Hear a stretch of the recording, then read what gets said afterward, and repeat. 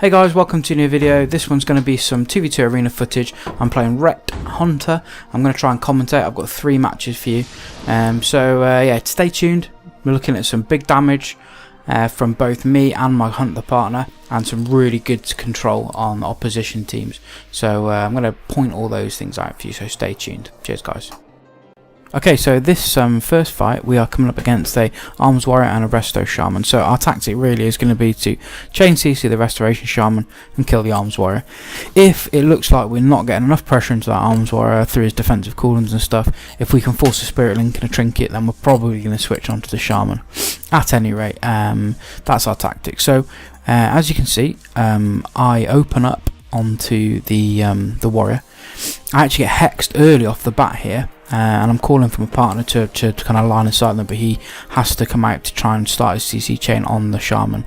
So he scatter traps the Shaman. Now this Warrior is a really good player actually. He intervenes back and manages to eat that trap. I then come out of the hex and blind the Shaman. That's a full blind, which he doesn't trinket, and we start to put pressure into this Warrior. I give my Hunter partner a hand sack, and then I actually focus hodge this Shaman now and blow my burst. So I'm pretty good position. I've got about 7 stacks from the Guardian of Ancient Kings.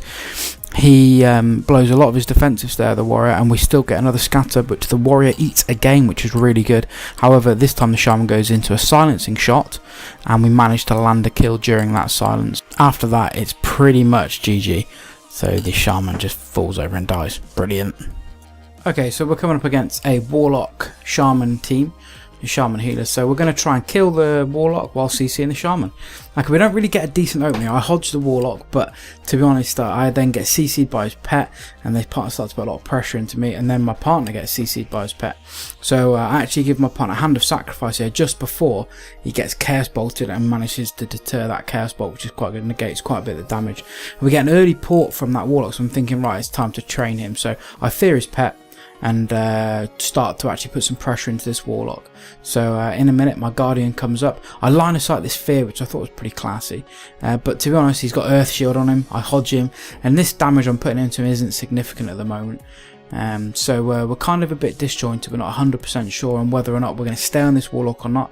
So I just self-heal.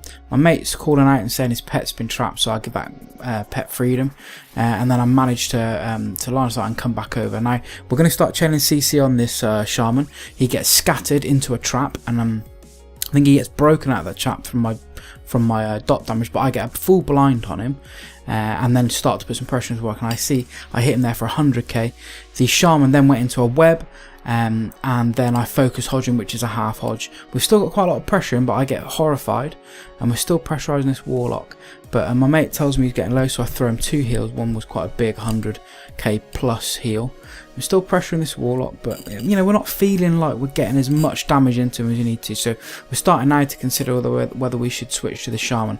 At this point, I'm thinking I'm in a bad position. I get stunned, and I'm thinking this Warlock's going to blow me up. And he's correct. Double Chaos Bolt almost takes me down to nothing. Now I managed to bubble and heal. I'm quite fortunate that my partner frost traps the Warlock. So I hodge the Warlock and start to put some pressure into this Shaman now.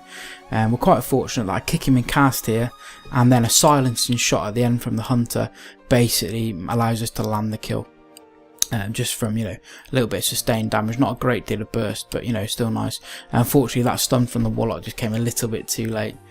So a nice little tip there, obviously trying to switch onto the Shaman when he doesn't have his Earth Shield, and he's also used his Trinket and also his Spirit Link Totem. So you know, quite a good play from us there, and good damage and healing, I think, as well.